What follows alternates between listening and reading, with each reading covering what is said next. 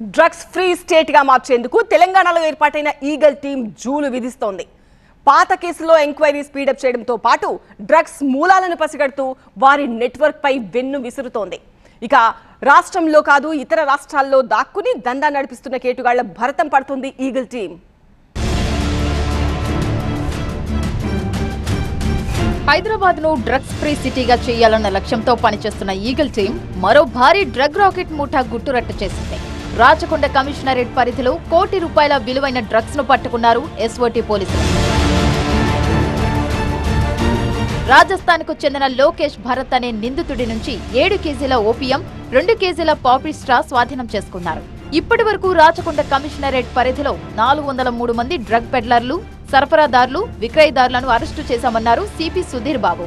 ఇతర రాష్ట్రాల్లో ఉండి డ్రగ్ ముఠాలను నడిపించే కొంతమంది నేరస్తుల కోసం తమ బృందాలను పంపి అరెస్టు చేశామని చెప్పారు. 403 నంబర్తో ఉన్నటువంటి నేరస్తులను అరెస్ట్ చేయడం జరిగింది.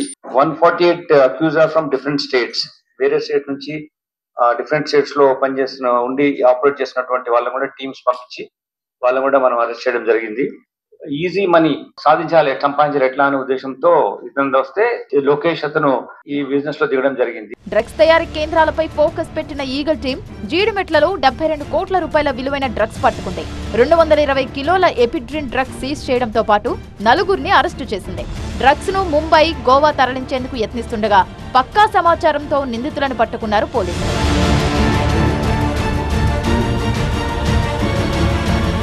మరోవైపు నార్సింగి డ్రగ్స్ కేసులో దర్యాప్తు కొనసాగుతోంది. ఈ కేసులో మొత్తం 7 నిందితులున్నారు.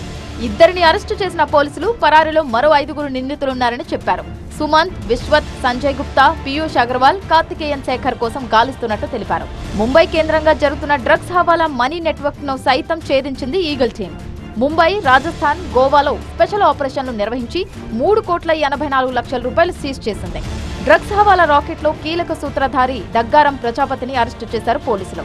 ముంబైతో పాటు అహ్మదాబాద్, ఢిల్లీలో హవాలా కార్యాలయాలున్నట్లు గుర్తించారు.